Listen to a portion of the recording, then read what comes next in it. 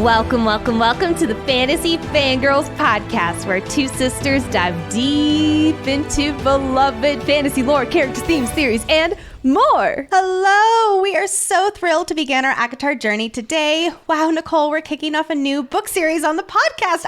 I'm so excited. Thank you so much for joining us on today's inaugural episode, where we're covering chapters 1 through 5 of A Court of Thorns and Roses by Sarah J. Maas. But before we dive into this episode, please listen closely to our content warning. While we're focusing our discussion on chapters 1 through 5 and book 1, we are going to bring in themes, foreshadowing lore, and other insights across the entire ACOTAR series. These ACOTAR deep dives do not, however, have spoilers for the rest of Sarah J. Maas's series, except at the end of some episodes, including this one, where we will include our Maasverse Madness segment. We'll give a big old spoiler warning beforehand, so if you haven't read the Maasverse, you can leave the episode right there, no worries at all, or you can keep listening for Throne of Glass and /or Crescent City crossover callouts. We really do recommend you take a quick listen to our intro episode where we explain in detail how spoilers work for these deep dives. So with all of that said, if you don't know why describing a chest of drawers makes an entire fandom weep, please stop listening to this episode, go listen to the audiobooks, and come back when you're done. Next up, we at Fantasy Fangirls are adults who say adult things about adult books. In other words, folks, this podcast is rated R. Like fantasizing about what Isaac and Feyre were in fact doing in the barn to make it just like,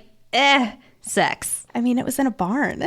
Barns are spacious, Lexi. You can do some shit in a barn. Last thing before we jump into our ACOTAR episode 1. If you already know you love Fantasy Fangirls, if you're super excited for this ACOTAR journey we're embarking on together, if you want more content, more community, more events, early access to ad-free episodes, and more, please check out our Patreon. We have 2 tiers on our Patreon that you can join. Number 1, the Valkyries, which includes access to our Boppin' Discord, live Q&As from Lexi and I, access to our monthly book club, 20% off discounted merch, and this is all for $5 a month. Or you can join the High Fae, which includes access to everything from the Valkyrie level, plus early access to ad-free episodes, our full episode outlines, yes, the like 35 plus paged ones that are perfect for book clubs and deep divers alike, and also special voting privileges on things like merch, sip and tea with the Suriel topics, and so much more. And this is for $10 a month. Basically, our Patreon is amazing. They're the best community in the entire world, and we're not biased at all. We love them. Join the Patreon party at patreon.com/fantasyfangirls, or you can check out the link in the show notes or YouTube captions. Really and truly, thank you so much for supporting Nicole and I to make this dream our livelihood. It's incredible what we're achieving all together, and we just really appreciate all of your support and contribution. And now, it is time to enter the forest in the winter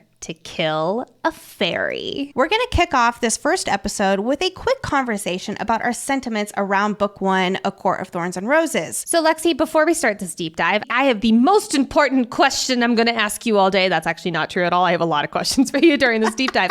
But number 1 is, did you like this book? I definitely like it, but I don't love it like I do the rest of the series. ACOTAR has a reputation as a book you just have to get through to get to the magnificence of book 2, and I am definitely in that camp. I agree with that. One friend of mine read it, didn't like it, and absolutely refuses to read the second book because she says it hasn't earned her time, which fair, but I'm like, no, you have to read it. It's the whole point. I was hooked once we got Under the Mountain, and it really captivated me and made me so excited to read the next book. It wasn't really blowing me away beforehand. It was a little like, okay, like I was excited about like the mystery of like, ooh, who is this like lady that they're all really scared of? But overall, I was kind of like, okay, like this is nice, like walking through the roses, and then bam, Under the Mountain happens. And I'm like, oh, okay, now I'm really invested in this. Reading this book for the first time versus a reread, I'd say you get about 60% the first time. And while it is a good book, after the revelations of book 2, it is such a better, different book because of your new perspective with Farah's evolution, what we learned about the Night Court, and who Rhys really is.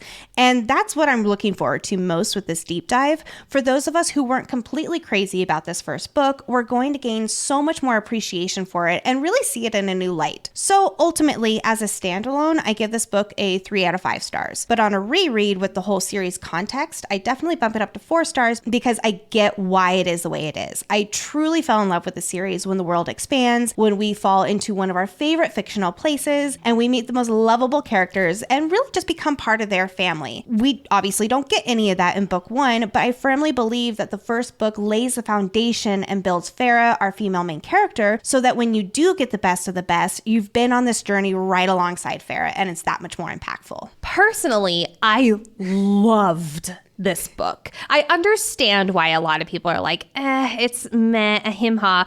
You know, we just covered Iron Flame, and a lot of people move from Empyrean to ACOTAR, and they're like, oh my God, this is so slow. I totally see why people get that vibe the first time, especially. For me specifically, though, coming from sporadically reading more YA books, this was my first transition into the new adult world, and I was freaking hooked. So I was a huge Tamlin supporter on the first time read through. I swooned for him left and right. Obviously, that has changed massively. Rhysand is my #1 book boyfriend of all time. I was worried when we went Under the Mountain, though, because while a lot of people are like, oh my God, that's when it finally gets good, I always get nervous when books or stories or even TV shows take a hard left turn because you get so settled into the story, the lore, the scenery, the rules, the characters, and if all of that suddenly changes, it's like getting adjusted to a whole new book. But because this was done so freaking beautifully, I actually started loving it when books would do this moving forward. Basically, if I had to put this as like a star rating, I would give this book 4.5 out of 5 stars. It's not a perfect book by any means. It is a little bit it's a lot of it slower than the rest of the books of the series. The best parts about this book is it is the set up book for everything. But alas, we don't know the Inner Circle yet, and they become our family just as much as they are Feyre's. But I do think when it comes to a setup book, it did spectacularly. This was also the book that reignited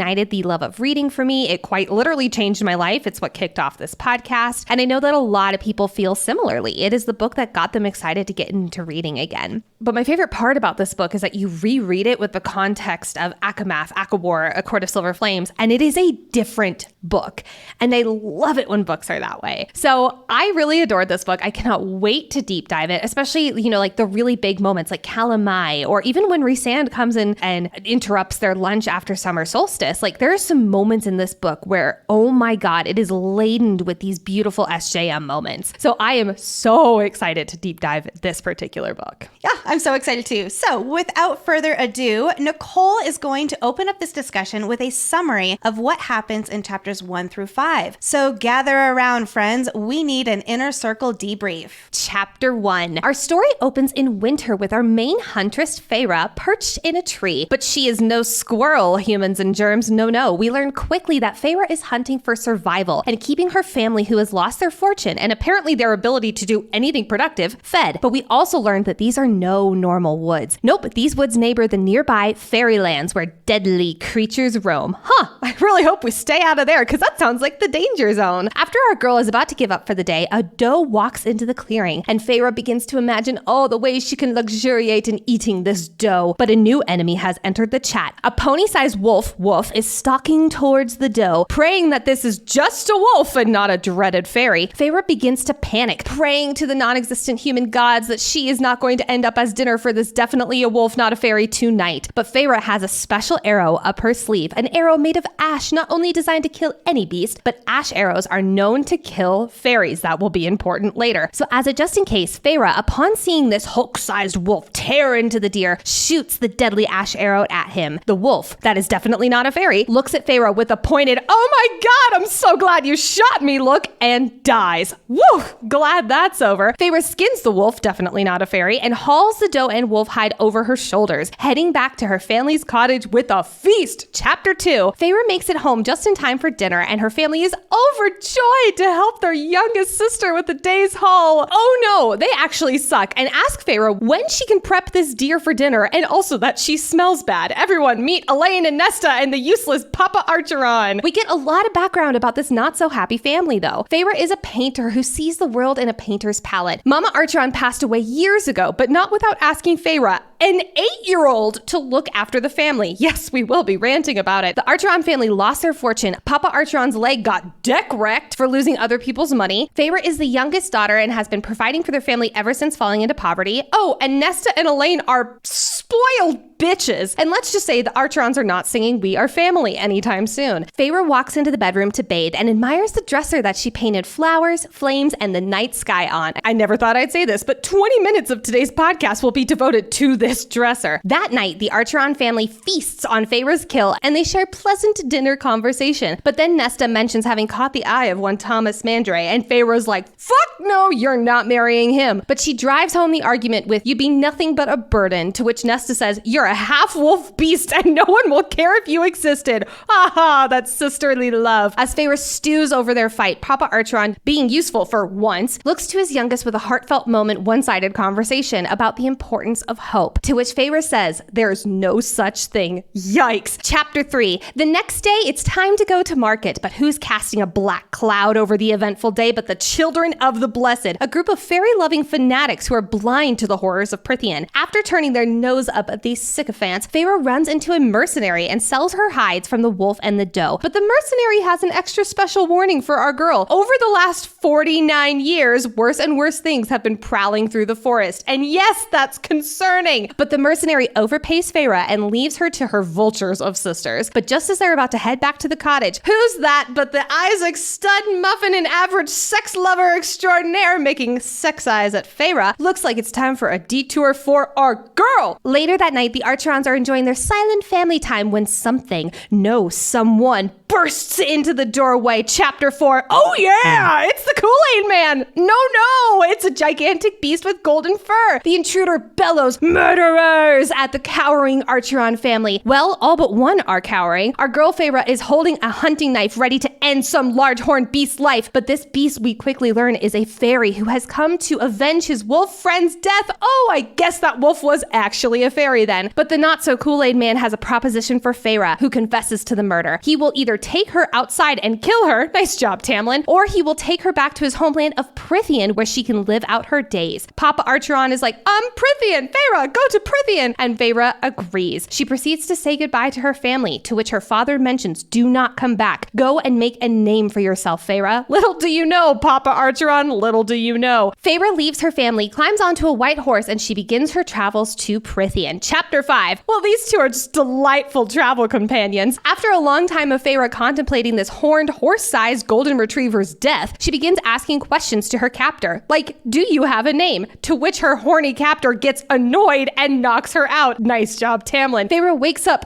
2 days later, realizing that it was magic that had her under the unconscious influence. But there's no time to run, because laying right in front of her are the golden gates of the spring court of Prythian. Dun, dun, dun. Yay, Nicole. Thank you so much for the first Inner Circle Debrief, which, of course, that name will make much more sense in the next book. But Nicole, you know what does make sense? That healthy hydration isn't just about drinking water. It's about water and electrolytes. You know, Lexi, that does make sense. You lose both water and sodium when you sweat, or in our case, hyperventilate, reading Feyre going through the trials under the mountain. Both need to be replaced in order to prevent muscle cramps, headaches, and energy dips. But most people only replace the water. Why? Because since the 1940s, we've been told to drink 8 glasses of water per day, thirsty or not. But over-drinking water can dilute blood electrolyte levels, especially sodium levels, which leads to headaches, low energy, cramps, confusion, or worse. That's where those electrolytes come in, specifically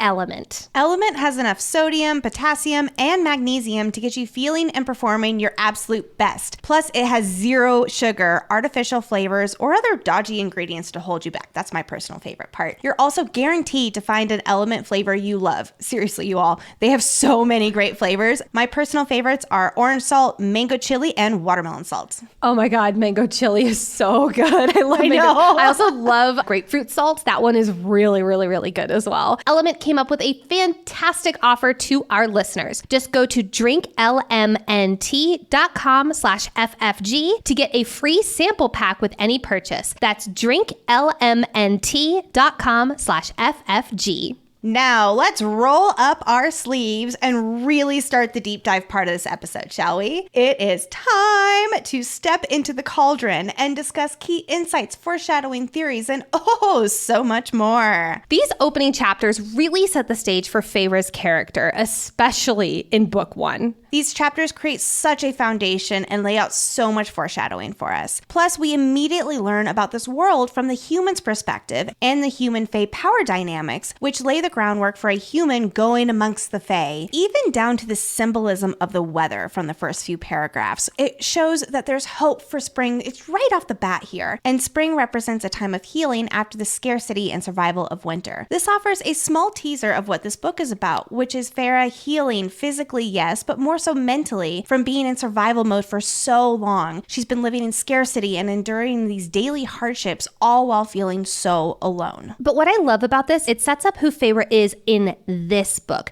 She is someone who thinks that she wants or needs eternal spring. She also does mention that some of the wildlife from the human lands go into Prythian, quote, where no mortal would dare go. It perfectly sets up this spooky, almost horror thriller kind of style that is the fairylands, at least as we suspect, being a human. And in a short amount of chapters, we get a clear picture of Feyre's life for the past 5 years with her role as provider, her family dynamic, and we learn about the village they live in and who she is as a person. We get a glimpse into what makes her happy. It's painting, it's looking at the world through colors, light, and shapes versus the cold, hard reality Feyre really does live in, where she has to be a skilled and calculated survivor. This book is all about her embracing her identity as someone who can see in such color, who is resilient and proactive, who is serious but then is able to let her guard down. You see how Feyre views the cottage as a prison where she's trapped. In this opening chapter, she's thinking about how she soon has to return to the cramped heat of her cottage, which makes a, quote, a small fragmented part of her recoil at the thought. Later in the book, when Feyre returns to her family, she reflects on how she thought of the cottage as a prison, while Elaine thought of it as a safe house. Already, we're getting a peek into how Feyre feels about being trapped in a house, stuck in the same cycle with no end in sight, which ends up being very important for her character in this series. That indeed it does end up being very important.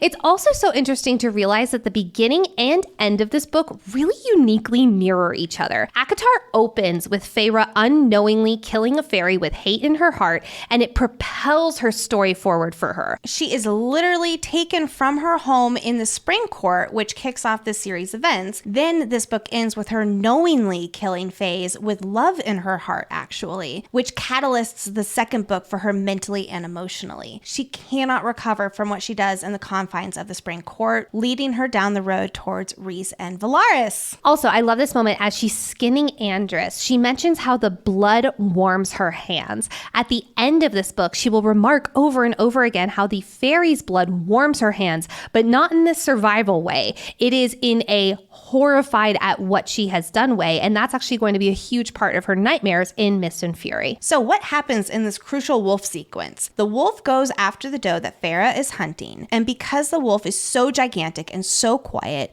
she wonders if it's actually a fairy. I love how SJM describes how quiet the wolf is, because this preternatural stillness or this preternatural silence is a common word combination we hear as describing the Fae. She is instantly setting us up to know that this ain't no wolf. This is definitely a fairy. And now, side note, on the first read, my little I came from YA. I was taught to believe everything I read. I definitely thought this was a wolf. I was like, oh, it's totally a wolf. They said that it's not a fairy. It's totally a wolf. And I learned to never trust SJM ever again. And that definitely wasn't the last time I learned that lesson. See, I was thinking on my first read that, oh gosh, this has got to be really important. And I figured it must be a fairy, but I just didn't know how or why any of what I was reading was important. Like when you're first reading those opening chapters, especially in fantasy, and it's kind of like laying out the world building, and it's really, setting up the chess pieces. Yeah. And it's like, I'm just in this for the ride. I know this is important, but I don't care about why. And this is exactly, I was like, oh, this is important, but I will find out why soon.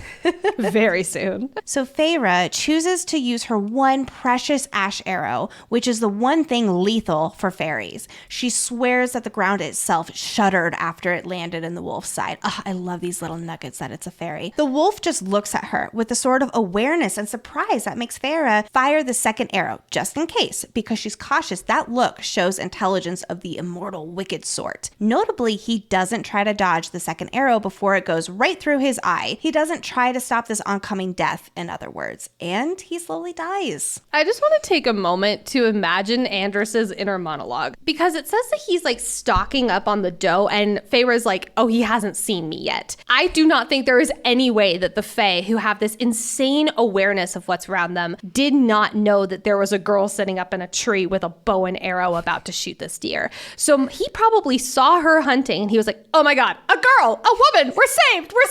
And then he's just like, okay, I gotta act like a wolf.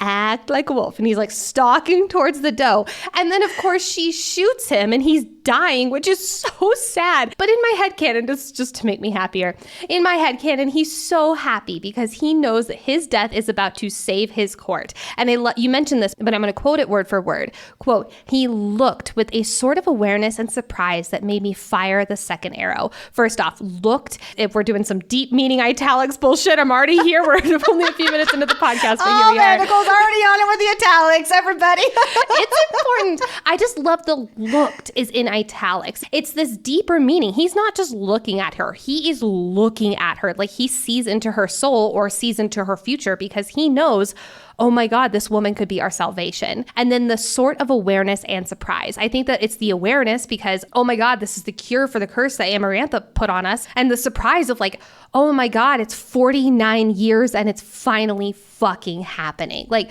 I can just see Andros having so many emotions and it really does make me feel better knowing that he's about to get skinned. Cute. Whatever we have to think to make ourselves feel better. Exactly. Yeah. And then I also think about like that surprise too. Like, yes, I absolutely agree with you. But it also goes with the theme of Feyre being underestimated. Yes, as a human, of course, but more so as a gangly, starving girl, where Andros is probably like, oh, yes, a girl. Oh, I don't know. Oh, I don't know. Okay, sure.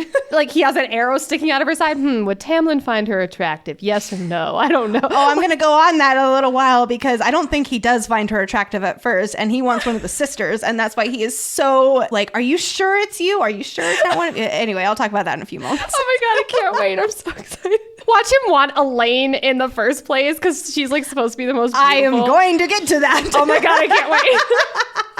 And as much as Feyre made this kill for survival, we do get a glimpse from the sequence that she doesn't like death. However, as she reflects, she doesn't feel remorse for the dead thing because after all, winter is coming. Wait, no, wrong fantasy. Because it's winter and survival is most important. I mean, we do have a wolf and a gray wolf at that right here. Yeah. I do love the killing a fairy with hate in her heart. That part of the curse is just like shoved in our face right here. And we just don't even know it on a first read. Because it's like, it's in our face, but it's also subtle too, yes. You know? Yes, definitely. I do love getting these hints into Feyre's adeptness with hunting. She is, you know, of the three sisters, she is definitely the most attuned and ready for when Cassian starts training her in Mist and Fury. She talks about holes in the stream from the water that animals would be drinking from, which means they're not far behind.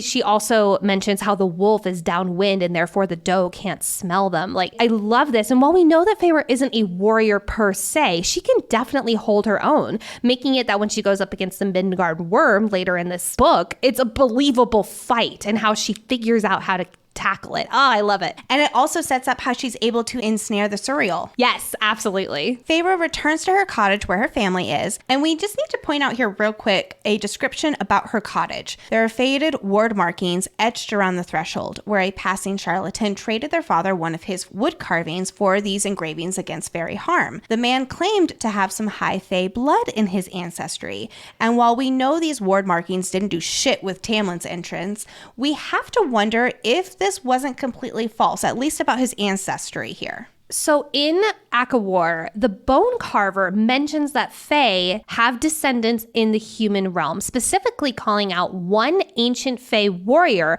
whose blood, quote, runs through a human line. This could be connecting the charlatan who engraved the word markings over the door, Or this could be a nod to the bone carver referring to the Archeron family, which I will be talking about later. Or heck, maybe it's both. Maybe they're distant relatives, distant cousins. And we're introduced to the Archeron sisters. In fact, our very first impression of Nesta was earlier in the first chapter when Feyre describes her as prone to crave anything someone else possessed. Not a good look for her right out the gate. Now, let's take a step back here real quick. You should all know that we are Nesta girls through and through. I'm rereading Silver Flames right now, and I love her so much. But we are not there yet. Right now, Nesta is being an absolute bitch and a half, and we're going to call her out on it. But we'll also do our best to explain why she is the way she is during these years of poverty and as a human. If we're going to bash somebody, we always got to give a little bit of that context about why we are. We are handing her the biggest L in this. Honestly, the entire Archeron family minus Feyre gets a big old L in this stretch of really chapters. Do. Which, by the way, folks, L means loss. You will hear us say taken an L many, many, many times in our deep dive. So that is what it means. They took a loss. They did not do something that was good. Let's set the stage for the Archeron family. They used to be a very wealthy merchant family until 3 generations of debt caught up with them, and they now live in poverty. Feyre is the youngest at 19 years old. Elaine is the middle and sweetest of them. She loves to garden, and she is the only daughter who really talks to their dad, who dotes on her. Feyre wonders if she's even fully aware of how poor they are, to kind of give you a perspective about Elaine there. Nesta, on the other hand, she is the eldest, and she's 22 years old right now, and she was born with a scowl on her face. She is cunning. She is ruthless. She is only protective of Elaine. She hates their father and blames him for their mother's death and their fall from wealth and his inability to not help them survive. Now we have Mama Archeron, who died of typhus 11 years ago, 3 years before the family lost their wealth. She was cold with her children, but was a dazzling social butterfly amongst her wealthy peers, and she really truly loved and respected their father. Feyre reflects that if she had been alive when they lost everything, it would have shattered her more than it did Nesta, which is really saying something. Then we have Papa Archeron here. He was called the Prince of Merchants, which he inherited from his father and his father before that, yet this title was just a facade because of all their debt. He was in the maritime trade, but in an effort to pay off all of his debts, he put all of their eggs in one basket. 3 ships were going to sail the fastest route to a city on the continent, but they lost all of their wealth when the ships were caught in a storm and sank. Their creditors quickly came to take everything, and they beat him. They shattered his knee. Feyre was the only one there to beg them to stop while the other 2 sisters hid. Now they've been in poverty for 8 years. Their money completely ran out 5 years ago, and in order to not starve, Feyre ventured out into the woods and learned how to hunt. Their father has really barely done anything. He hardly leaves the house. He hasn't tried to work. He just sells a few of his wood carvings when people take pity on him. Now that we're all on the same page about the Archeron family, let's dive into their family dynamic, specifically Nesta and Feyre. Nesta and Feyre bring out the worst in each other. They're 2 sides of the same coin. Feyre even wonders, some days I couldn't even tell which of us was the most wretched and bitter. Whew. Yikes. There's a power dynamic between Nesta and Feyre that carries throughout the series, which you see from the get-go here in chapter 2. I love going through their 2 very different character journeys in the series. Feyre's arc is propelled by overcoming obstacles and achieving success after success, while Nesta's, I'll call it a failure arc, where she experiences a far more uphill battle in her journey, mostly a mental and emotional one. Because let's be honest, Nesta puts Feyre through daily trauma. She is purposefully hurtful and uses it as her only weapon. Her words are her weapons. How she treats Feyre here actually ends up building up Feyre's resilience and ability to stand up for herself. It's partly from this history with her sister that Feyre survives under the mountain and is able to push back, to hold her head up high against Amarantha, because she has survived all these years with bitchy Nesta.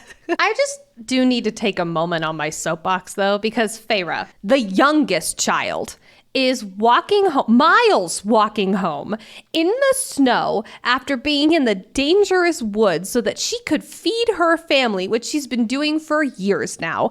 These 2 older sisters could not have been bothered to cut wood. Oh my God. Even their mom, who was on her deathbed, knew that of her youngest children, who was 8, by the way, when her mom died, Feyre was 8, was the most resourceful. Heck, even these 2 older sisters are like, I need new boots. I need a new cloak. Elaine looks at her youngest sister and whines, please, Feyre. Like, there's this unbelievable incompetence. They're just so happily incompetent, though. They're just so happily, it drives me crazy. It drives me absolutely crazy. As a younger sibling, I'm like, no. Like, as the older sibling, I can't even imagine this. Yeah, and it's called weaponized incompetence. And Nesta, specifically Nesta, and Elaine too, but mostly Nesta, is just quite the expert at it. Well, not speaking of Nesta, in fact, speaking of Elaine, because we do give Nesta a really hard time for how she treats Favor, because she is much more verbally aggressive and verbally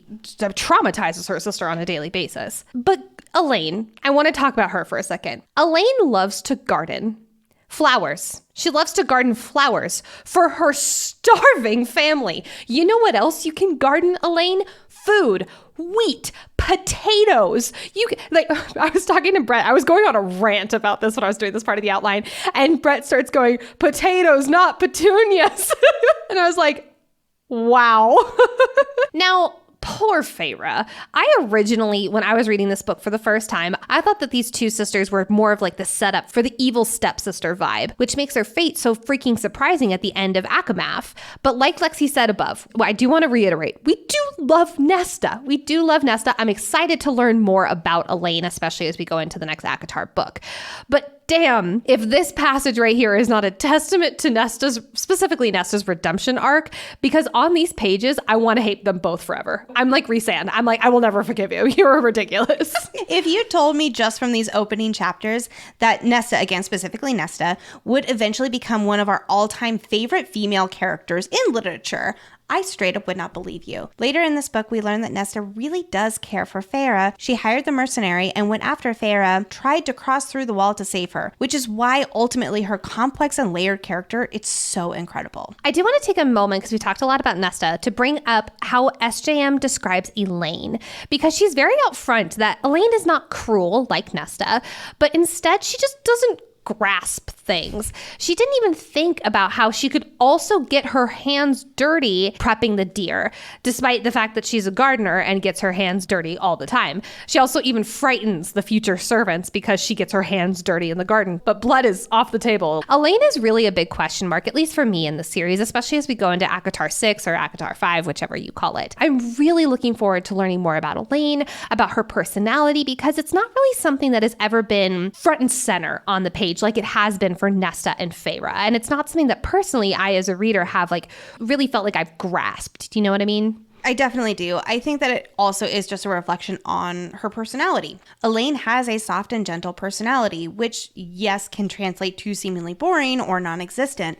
But then we get these little Elaine moments that make you go, oh, dang, she's got spunk, especially in Mist and Fury and then in Frost and Starlight. Her spunky personality can really shine through, and she's just such an approachable person. On that note, I feel like it's always about approachability, right? No one ever wants to feel like they're being judged or not listened to, or like you can't truly be honest about what you need to talk about. And it's not just with Elaine, like with also your doctor. It's so important to connect with the right doctor who you feel comfortable with. But dang, finding a doctor who best fits you and also fits your insurance needs can feel like searching for a needle in a haystack. Enter ZocDoc, the place where you can find and book doctors who will make you feel comfortable and they'll actually listen to you. And we're not talking about just a few doctor options. Oh, no. We're talking about tens of thousands of doctors, all with verified patient reviews, so you can make sure that the vibes are vibing before you ever meet in real life. With ZocDoc, you've got more options than you know. Well, and here's my favorite part. ZocDoc is a free app and website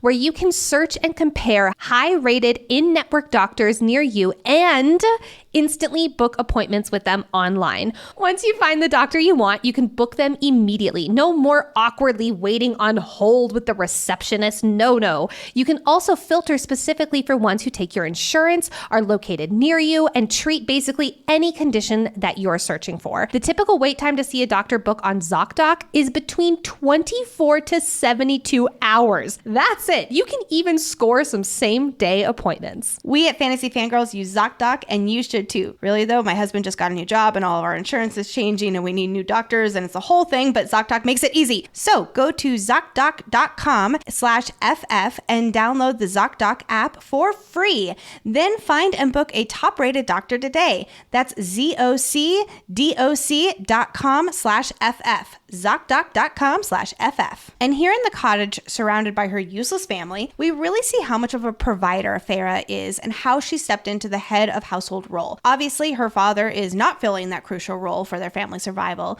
so she feels like she doesn't have a choice except to take on that role and that responsibility. She doesn't have any time to do anything except worry, hunt, clean, and sell pelts, prep the food she hunts, and literally just keep them all alive. Well, and she does have time to fuck Isaac too, so not feel so alone in the world. Yay, Feyre! Go get it, girl!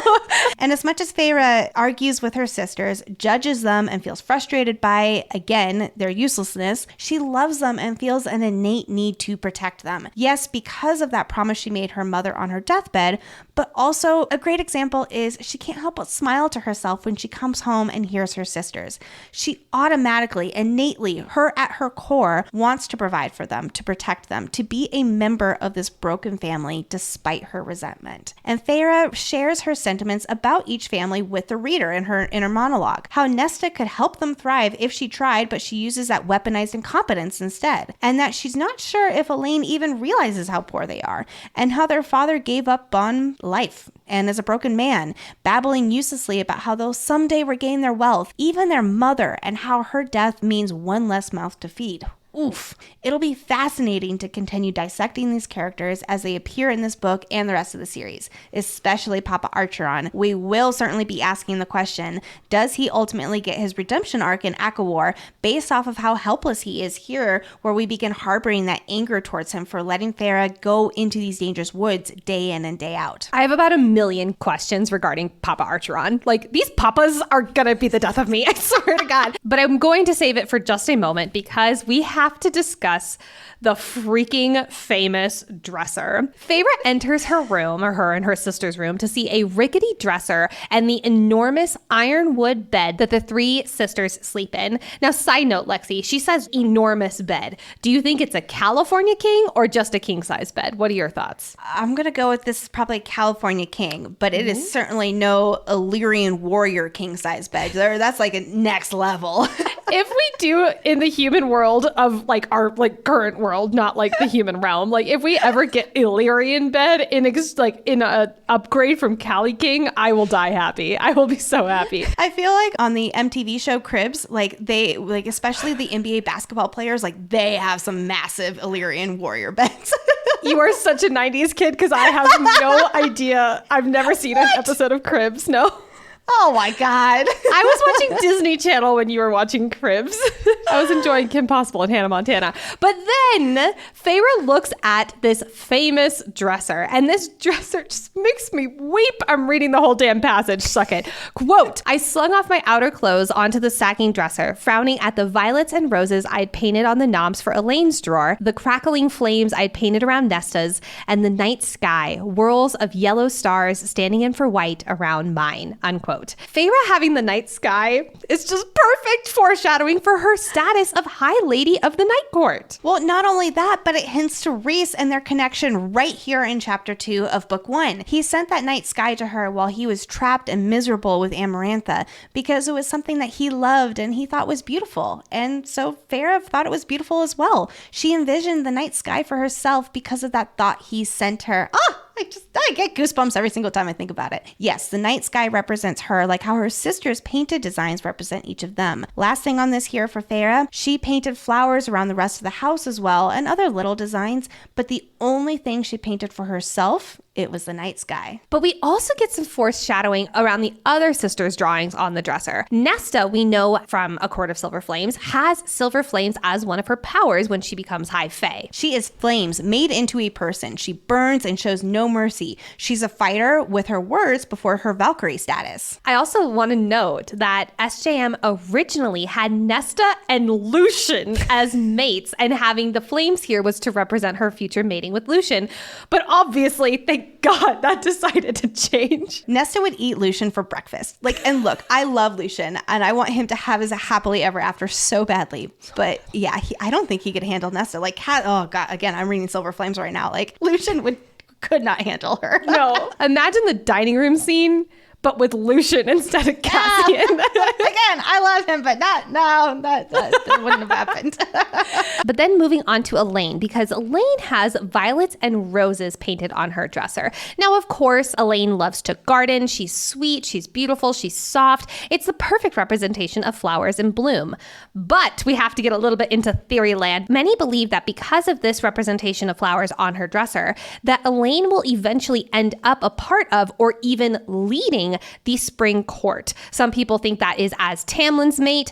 I have no idea how that would work. Some people think it's as Lucian's mate. Maybe Tamlin dies or he steps down and he hands over the spring court to Lucian, and Elaine and Lucian rule as High Lord and High Lady. I think that is more probable, but I'm interested in Tamlin and Elaine being mates. Maybe that's part of a Tamlin redemption arc. I can't see it though. I can't see it. Yeah, we will get into all of that later. I'm curious. But I do think that if this high Fae superpower lineage is coursing through the veins of the Archeron sisters, it would make sense for all of these women to end up as some sort of queen or high lady status. Obviously, we have Feyre with the high lady of the Night Court. We'll talk about Nesta a little bit later in our Maas vs. Madness section. And then, of course, Elaine here with the Spring Court. Now, that does bring up the question, Lucian is actually Helion's son. So would he be High Lord of the Day Court? And then, maybe Elaine goes off and just does her own thing. Maybe she's denies the mating bond. She goes off and she somehow gets inherited the Spring Court from Tamlin. I have no idea. But what is interesting, actually, is that the description of Elaine's drawers actually changed subtly from book to book. I want to do a big shout out to Off to Rivendell from Tumblr for this one because they laid it out perfectly. So in ACOTAR, it's described as roses and violets. Roses stand for love and romance, but also a little bit of mystery. And violets stand for modesty and purity.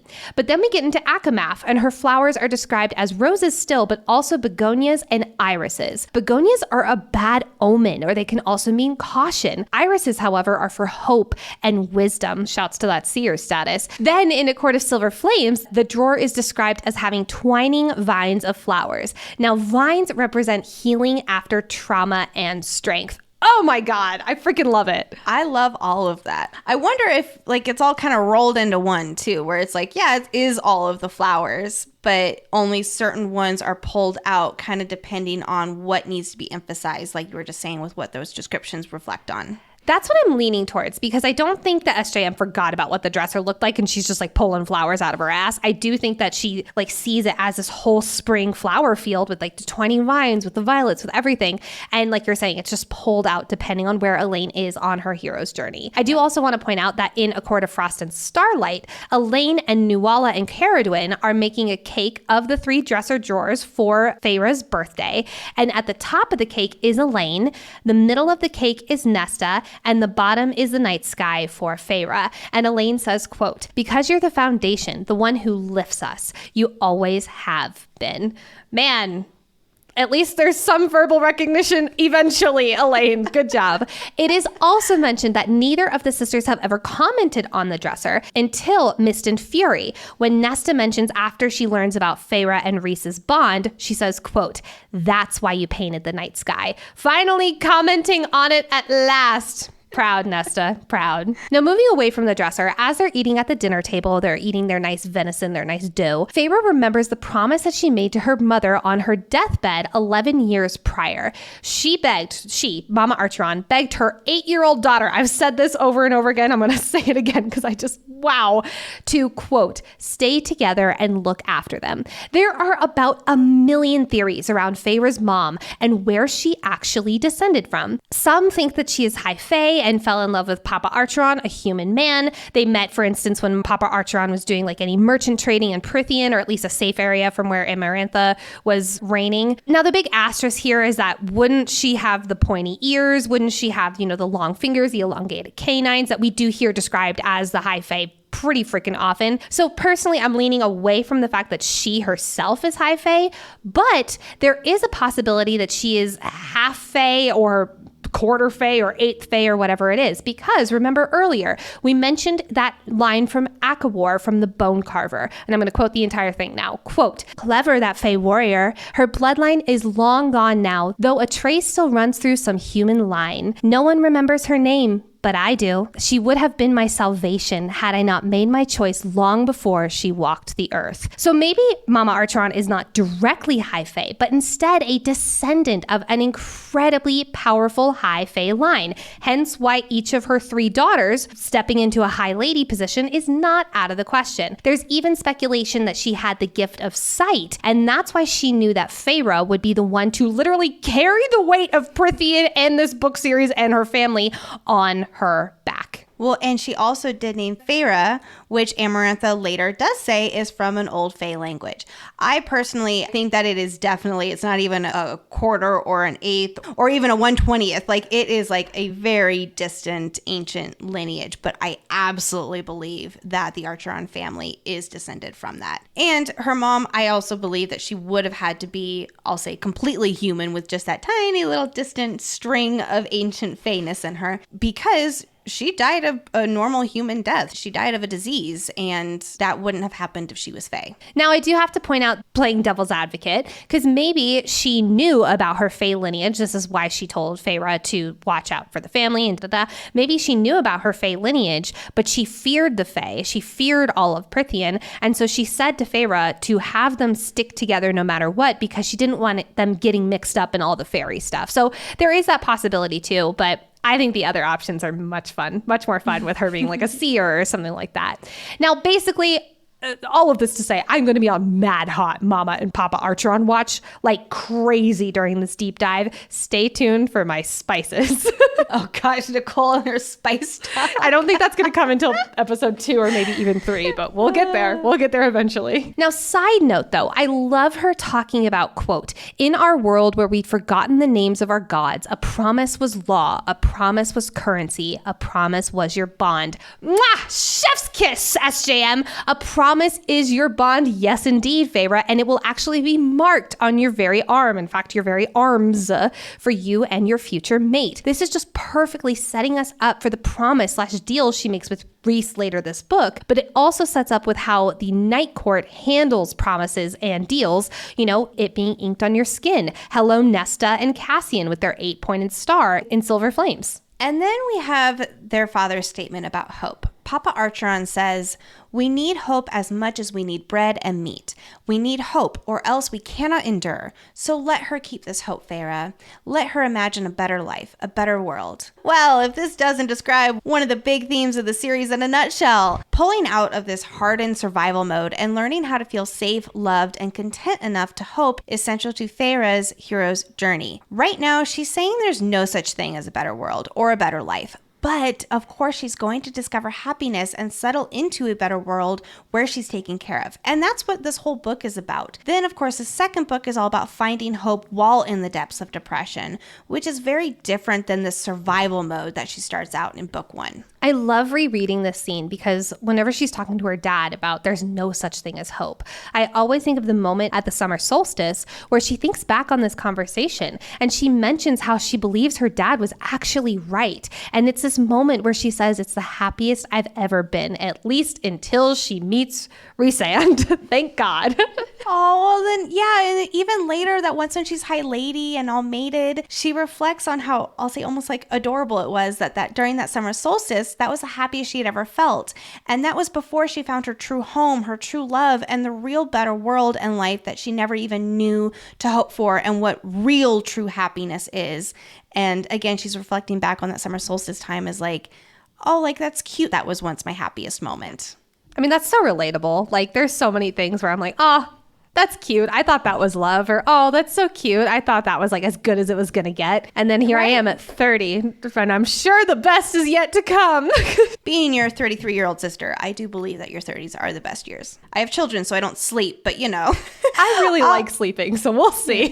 So it is market day, and we have to talk about the children of the blessed. First and foremost, they represent a contrasting opinion about fairies than everyone else, further establishing this world as we know it. To put it simply, the children of the blessed are basically a cult of young, naive, and desperate mortals who are blindly worshiping the High Fae. So what can we speculate happens to the children who do cross the wall? I'm just going to be blunt, nothing good. I'll tell you that. Especially especially these years with Amarantha's takeover and the monsters she just lets run amok. Without the High Lords to keep order within their borders, except Tamlin, who is just doing his best, but he's like a band-aid with claws on the busted pipeline here. If the children aren't captured by fairies like the Adder and tortured for fun and eaten, they're probably shredded and still eaten by creatures like the Puka or the Bog or the Naga. Later in this book, when Alice is giving the ultimate info dump, she explains how the rebel lords tried calling for aid from the other Fae territories, using messengers who were human and foolish enough to enter their lands. Most of them were young women who worshipped them like gods. But then Amarantha caught them before they made it to the shores, and nothing good happened to them. Those were definitely children of the blessed Alice is referring to as those human messengers who, of course, worship them like gods. But there's a lot of curiosity about where the children of the blessed come from and who leads them. There's a theory that Ianthe is actually the one who's behind the children of the blessed. She very well could have been a leader or nurturer for this cult decades ago, but remember that she is on the continent when Amarantha is reigning, so she hasn't been in Prythian or been in the mortal lands for 49 years, but she has been high priestess for 300 years. No matter what, I'm convinced that the high priestesses were behind at least this initial bridge between worlds. My headcanon is that they took these mortals in need under their metaphorical wing centuries ago, and then Ianthe saw opportunity to take it to the next level, as she does.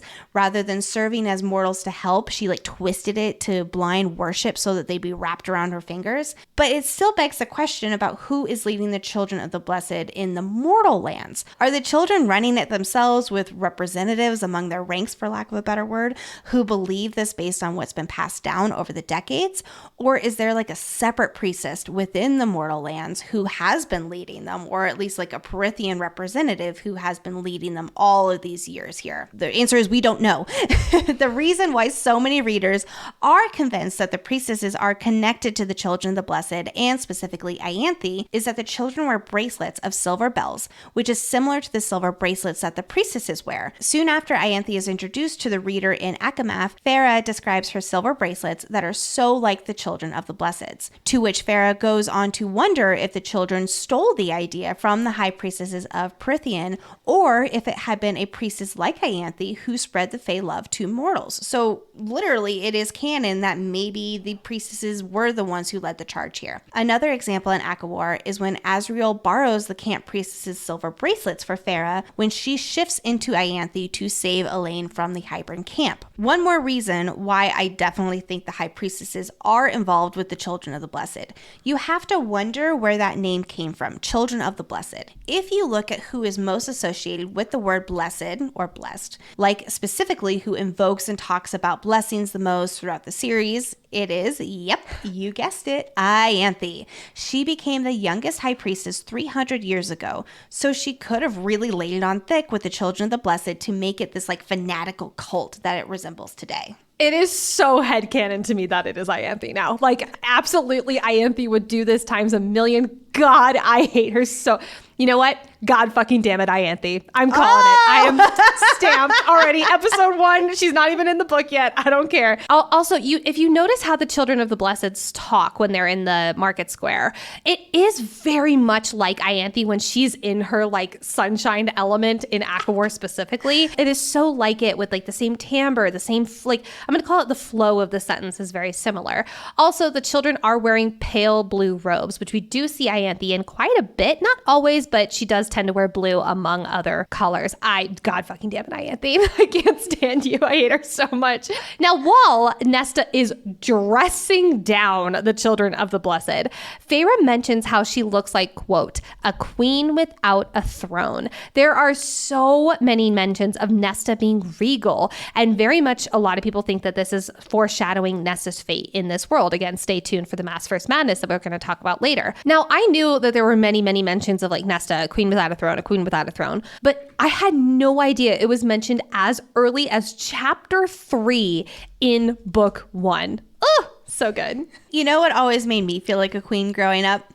having a bowl of cereal. It was one of the best parts of being a kid. But as I got older, I wanted to be more mindful of sugar and empty carbs that I was consuming. Magic Spoon has the amazing flavors that you love in cereal, but it has high protein and less sugar. Recently, I got the variety pack from Magic Spoon, and it has 4 flavors of cocoa, fruity, frosted, and peanut butter. And this pack has 0 grams of sugar, 13 to 14 grams of protein, and 4 to 5 grams of net carbs. And it's only 140 calories per serving. Plus, it's high protein. It's keto friendly. It's gluten free. It's grain free. It's soy free. I love fruity cereal. It was always my go-to when I was a little kid. But unlike when I was younger and I'd get, that mega sugar rush and I'd crash in Spanish during high school and it's my first class of the day. Instead, I love how Magic Spoon makes me feel full. I feel good throughout the day, and it's freaking delicious. Go to magicspoon.com/fantasyfangirl to grab a variety pack and try it today. And be sure to use our promo code FANTASYFANGIRL at checkout to save $5 off your order. Magic Spoon is so confident in their product, it's backed with a 100% happiness guarantee. So hey, if you don't like it for any reason, they'll refund your money, no questions asked. Start your day off right with a delicious bowl of high protein cereal at magicspoon.com/fantasyfangirl and use the code FANTASYFANGIRL to save $5. Thank you, Magic Spoon, for sponsoring this episode. Let's talk about this mercenary real quick, because unlike the wolf that I was convinced, because SJM told me it was a wolf, I was like, it's a wolf. I was convinced this mercenary was a fairy. Why was my logic like that? I don't know. Mostly because she has a lot of fairy traits, we'll say. She grossly overpays Feyre, which is a very Tamlin and also Rhysand thing to do. She also has an accent that Feyre has never heard before, almost like an accent that's not from the human realms. Instead, it's from the fairy. I'm still not convinced that she's not important in some way, apparently. But at least as much as we know, she is not a fairy in disguise. I've gone down a few rabbit holes around theories with the mercenary, and I have just like a few suggestions here. Number 1, the mercenary says that someone once did the same thing for her when she needed it most, meaning someone gave her a handout, more or less. Maybe it was Feyre's mom, and this mercenary recognizes the Archeron daughters, and she's repaying the debt back. Another possibility is that Tamlin sent this mercenary out to find out who killed Andras, and that is how he learned everything he did before, barging into their cottage. I personally think it was more the magic at play, and that's how he knew Andras was killed and, where to find his killer. I've also seen the assumption that SJM planted this mercenary with plans to bring her back in a more meaningful way, but ultimately changed her mind. I personally think that the mercenary is there to help build these opening chapters' foundation of Feyre's character and this dangerous world that we all live in here. She represents what Feyre's future may have been had she not gone over the wall. And she gives us key information about the past 49 years south of the wall, invoking mystery that ties perfectly into the story's bigger plot. Plus, she gives some great foreshadowing about what's to happen in literally the next chapter. She says, especially if the High Fae start turning up, or worse, one of the High Lords. I mean, literally right there. I agree with you. I think she's really here to cement the your life is about to change foreshadowing. But I love that this moment happens with the mercenary. She pulls up her sleeves and shows, quote, muscled forearm flecked with gruesome twisted scars, the arc of them similar to... And then Feyre just stops thinking. It's like, this is the equivalent of interruption from Violet. Oh my God, I want people to finish their sentences. But then the mercenary pulls up her pant leg and she shows black veins that are almost like spider webbing up her calf. And Feyre thinks, while horrific, it looks beautiful. I love this foreshadowing because it's not only the link between this woman showing Feyre something from the fairy lands that Feyre is like, oh, this could be actually beautiful, but also these black markings, almost like a black tattoo that Feyre is going to be receiving at the end of this book and then also again at the end of next book. It's so poetic, this moment of Feyre seeing like, while this looks horrific, it's also beautiful because she's about to get one. I love it. It's so good. Now we are also introduced to Isaac Hale. Isaac Hale.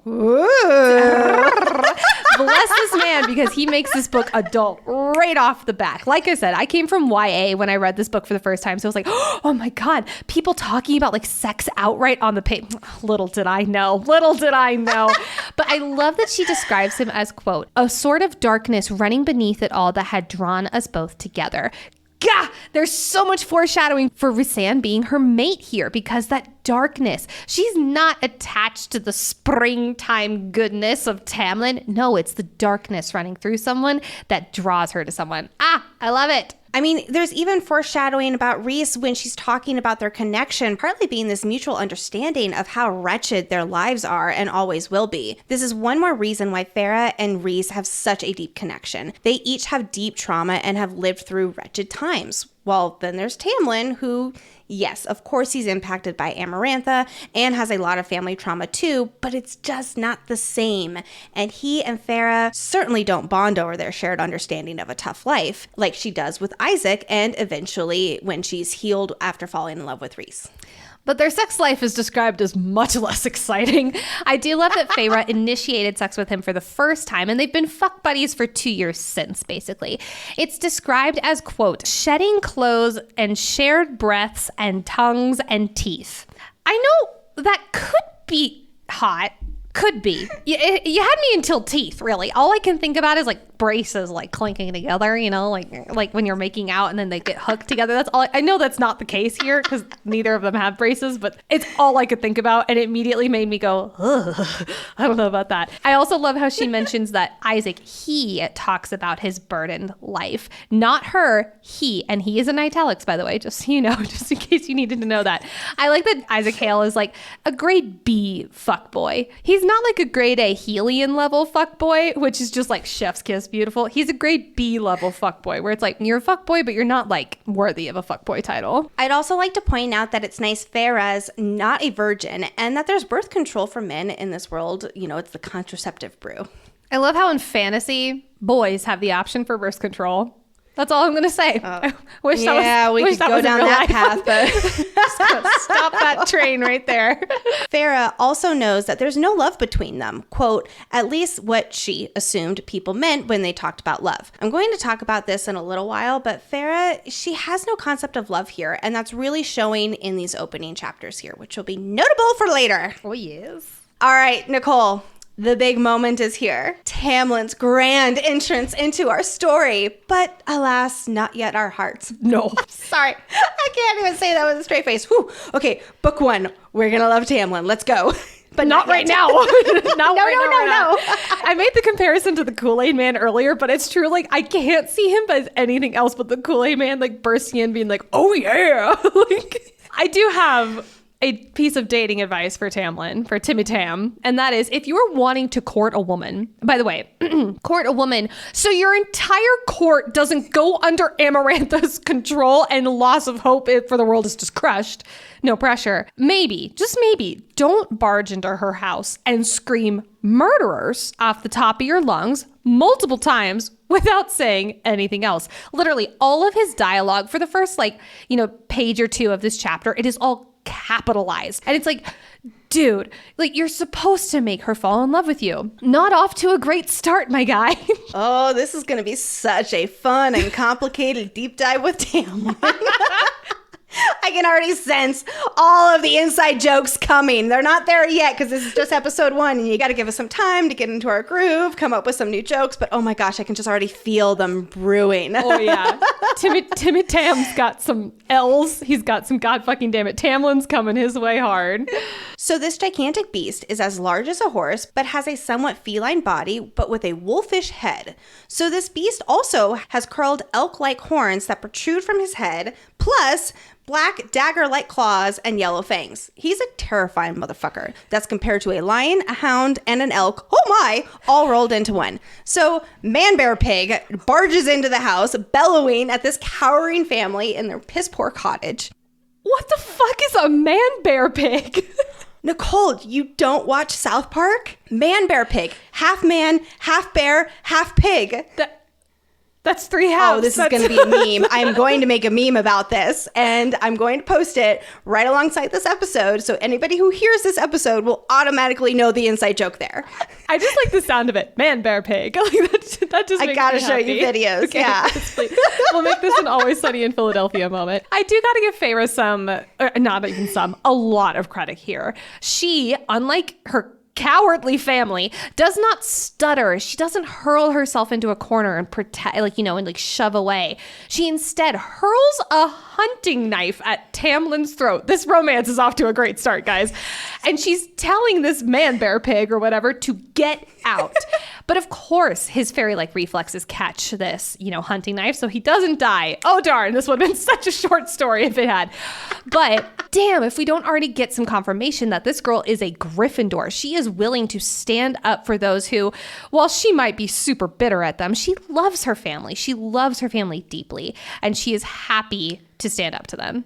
I am definitely going to make some arguments throughout this series that she has some major Slytherin qualities, too. She is a Gryffindor, but sub-Slytherin, while Nesta is a full-blown Slytherin. Really? I don't know if I'd even call Nesta a Slytherin, because she's not ambitious. What? Okay, this is going to have to be its own whole episode, because we have some very different opinions, apparently, about their Hogwarts houses.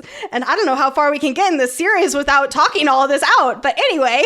We've been getting along too well with the end of Iron Flame. We've been too aligned with our things. We've been too aligned with our thoughts on this. We had to have some kind of debacle. Oh, man. I don't know if we can continue this on, Nicole. No, I'm kidding. Well, have fun finding another co-host who's as funny as I am and humble, too. The way that Tamlin is surprised that it's Farah who killed the wolf, I just have to wonder, is this part of an act? I have gone through this scene. I have looked into it in all different ways, and it's just is he just acting, or does he really not believe that Farah, who just threw a knife at him while her family whimpers and cowers in the corner, was the one who killed the wolf? It's he's probably what we were saying earlier, where it's damn, that Elaine, she's really pretty. Are we sure it wasn't her? And he's even sniffing at the sisters, as if he really doesn't want it to be Farah. Maybe he's just playing hard to get, but I don't know. I love this idea that he sees Farah, who Rhysand is she's the most beautiful woman. Of course, they're mates and da-da-da-da-da. But Tamlin sees her and she's this girl, Andress, really? Damn it. That's canon. That's canon in my head now. It really does bring up a good conversation about it being the beginning of Tamlin giving very mixed signals for really the first third of this book. And he's just an indecisive character who half-asses most things, but we'll talk all about that way more later. We have so much more to talk about with Tamlin. We're just scratching a little bit of surface here. With a yellow claw. On the one hand, Tamlin is upset that his sentinel, his friend, died, and he feels guilty that it's because of him. He sent him out with the intention to die. We cannot forget that. Something that he has lost real hope in has actually come to fruition, and it's he can't wrap his head around that yet. Like Farah, he doesn't know what it's like to hope either. Hence why I think he's disconnected from this greater goal, which is to fall in love with a human and have her say it to his face, of course. This disconnect to that greater goal, it'll be a big theme throughout our ACOTAR coverage, but more specifically in the next episode here. All he's ever thought about is step one. Get your sentinel killed unprovoked by a human with hate in her heart. Cool. Check. And he hasn't thought beyond step one because it seemed so impossible in and of itself. Now he has to court his sentinel's killer. He has to court a human, which despite being very against slavery, there is still lingering Fae prejudices we see between him and Lucian. And he's supposed to bring her back and fall in love with her. And it's she turns out to be Farah, a no-nonsense, poverty-stricken, badass survivor bitch. On another note, I realized too that he may be in his beast form because it's ultimately the safer form for him south of the wall. A High Lord can't just, stroll into the village. But I think ultimately he may be barging into their cottage man-bear pig style because he's not thinking ahead. He's not strategizing. He's almost, I'll say angry that sliver of hope is possible. Yes, even though he sent his sentinel out because he couldn't quite give up. But he did. And again, this is just one really indecisive guy who's given seriously mixed signals. I think he's also found comfort in not doing anything. He's found comfort in it. It's like your comfort zone, when you're about to go after something really big and then you procrastinate on it for a really long time because you're just so comfortable not doing anything, even though it sucks and you want to beat yourself up about it. That is Tamlin. Not to make him Tamlin's one of us and he is so casual, but it's that on a level that we cannot even comprehend because it's his indecision, his inaction hurt his entire court, and his entire court was please, just send us out to kill us. We want to die. And here he is finally doing that. And yes, someone did die. And I think you're right on the money with like that guilt is definitely eating him alive here. Well, and previously, like remember in the first decade or so after the curse was put on them, he was, I'll say, ambitious about making this happen. You know, he was sending his sentinels out and they would either come back empty-handed or quite a few of them did not come back at all. They were killed in other ways. And of course, there's that guilt there as well. But in this instance, this is a very... Andres died because of Farah, because it had to happen. He was out there finding the cure, as we learn in the next set of chapters here. Like Nicole said, Tamlin's not off to a great first impression. Again, it's like he's going through the motions here. Step 2 is to get this human back to Prythian. Okay, don't worry, everyone. Tamlin's got this, because guess what? There's a loophole in the treaty. Stay tuned for today's Suriel segment for more on the treaty. When I first read this part about the treaty, like secret about how to interpret the life for a life, I thought the sequence to get Farah back to the Spring Court was honestly like pretty awkward and jerky. She killed his friend. He has every intention of killing her. And then he like takes her under his protection to go live a much better life. Like what? I don't know. I just talked it up to, well, gotta find a way to get into this guy's house, you know, somehow. And it felt, you know, very Beauty and the Beast-esque. So I just let it slide to be an extremely convenient plot device to move the story along. Farah even says, you didn't need to mention the loophole. Yes, I agree. You make a very good point there. In hindsight, this decision to not just outright kill her, obviously it makes total sense. Even if at the time I was like, well, that's a dumb plot, but okay. See, I almost see it as Tamlin getting confirmation that this is the woman who can break the curse. Like he's asking her over and over again, confirming that she's the one who killed Andres, even though he's like, Elaine, are you sure it wasn't Elaine? Are you sure? He's also making sure that she killed Andres with this hate in her heart. He's confirming like you killed him before he even attacked you. Like I think that he's also trying to play the part to get that confirmation of, does this woman fulfill the cure for the curse that he's looking for? He's also might just be angry of what's become of his court, his life. He lashes out again and again. See my fucking dating advice from 20 seconds ago, where maybe you shouldn't burst into a woman's house when you're knowing that you should probably court her. GFDT. Tamlin tells Farah that she has two choices. She can either die outside, cute, or go live out your days in Prythian. And her dad says, do it, Farah, go. Huh. How interesting that her dad is like, you know what? Go to the fairylands where there's evil things that can kill you and shred you into ribbons. Now, I know that the alternative is go outside and get shredded into ribbons on our front porch, which isn't great. But it is interesting to me that the father, the one who is just like kind of dazed and confused most of the time, is the one who says, do it, Farah, go. Almost like he knows that something is in Prythian that maybe isn't so along the lines of the horror stories that they learned in school. So especially knowing that her father rushes into Prythian to save the day in ACOTAR, I feel like there's some ties to Prythian or some knowledge of Prythian, whether that's through his wife and her family tree, through his trades as a merchant, or through his lineage. Maybe it's him who's the descendant of this high fae. We don't know. Her father tells her to not return and to go somewhere else and make a name for yourself. Foreshadowing, yes, because obviously she goes somewhere new and makes names for herself. Cursebreaker, Inner Circle, High Lady, just to name a few.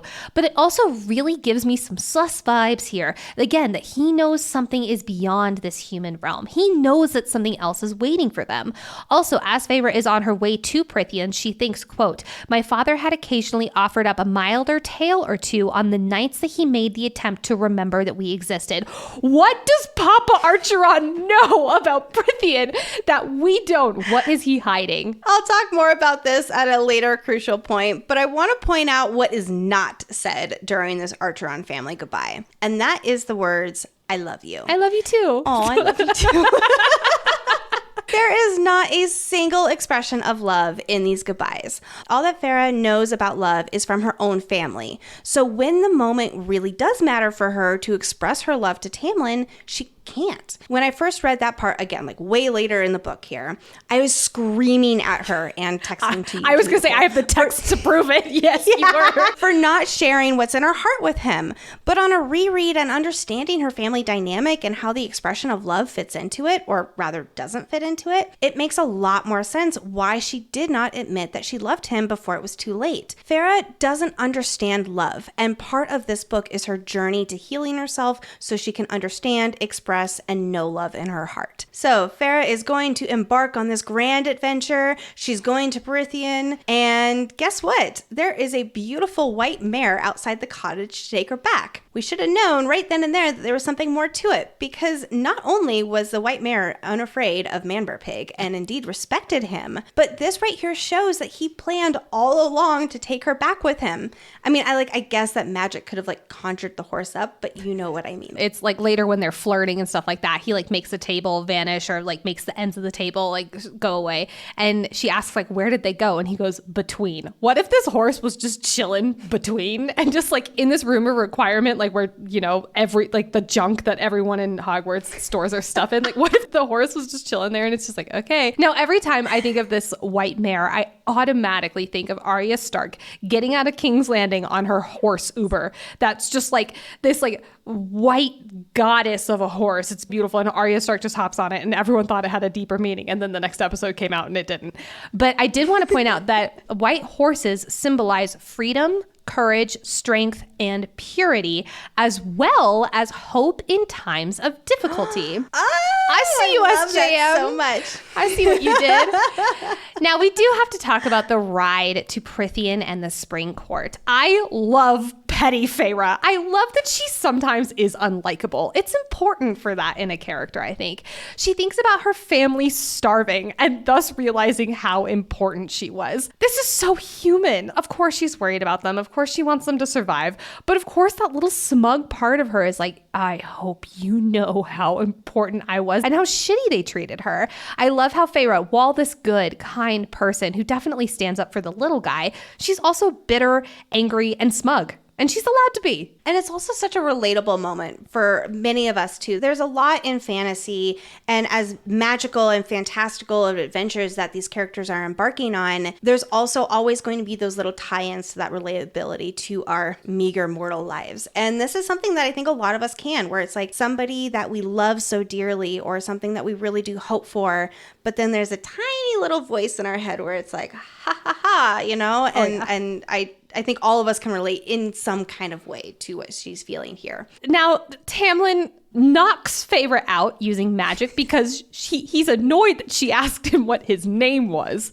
And he doesn't want to talk to her. Again, great. How did I not have just like red flag after red flag for this guy? I'm going to ask myself that question a lot during this podcast. But he does have moments. Don't make me start with my playing Tamlin's advocate yet. Come on now. I don't want to start it yet. And that's going on the bingo card. Lexi playing Tamlin's advocate. I also sometimes don't like talking on road trips. You know, sometimes I like some nice and peace and quiet. But again, Tamlin, I've got some dating advice for you. And that is, don't knock out the girl who's afraid of you, first and foremost, and who you need to fall in love with you in order for your court to be saved. Like, if this was just about him, you know, like if this was a true Beauty and the Beast situation where it was just about him breaking the curse so that he, you know, was maybe not in his Man-Bear Pig form anymore or whatever. But no, this is about hundreds and maybe even thousands of people. This is bigger than him. And he can't even put it in his mind to maybe try to be nice to her until Lucian literally forces him. I'm going to rant about that next episode. So I really was under the impression that it wasn't so much because he didn't want to talk to her. I mean, I do think that they're just like, I'm going to just skip over all this awkwardness here. But I thought that it was also like to make sure that she didn't see what was happening, you know, going through the wall, where if you've been kidnapped and you have a bag over your head kind of thing. That took a dark turn. Again, that's not a very good comparison here. I mean, it kind of is, though. Like, I think you are right. I do think that he wants to make sure that she doesn't know how to enter Prythian and thus know how to escape Prythian. But still, I still have dating advice for Tamlin, and that is maybe don't knock her out. Maybe don't. 2 days. Also, for 2 days. Maybe don't knock her out for maybe just half a day. Well, I really do think that this sets the precedence for their relationship overall and the power dynamic between them. Tamlin, from the get-go, holds the power in their relationship. Full stop. Like, it is always stemming from when she's human, from this initial interactions when he had literal power over her, and then that real transition to power over her as a person, and or as a fae, I suppose. And it's just, again, that power dynamic is just, it's right there front and center. I do love how magic is described. It's this metallic tang. And this is really the only book that we get this description of magic, since I'm guessing that A, she either gets used to it under the mountain because it's just used everywhere, and B, also the metallic tang leaves when you turn high fae yourself and thus able to create magic.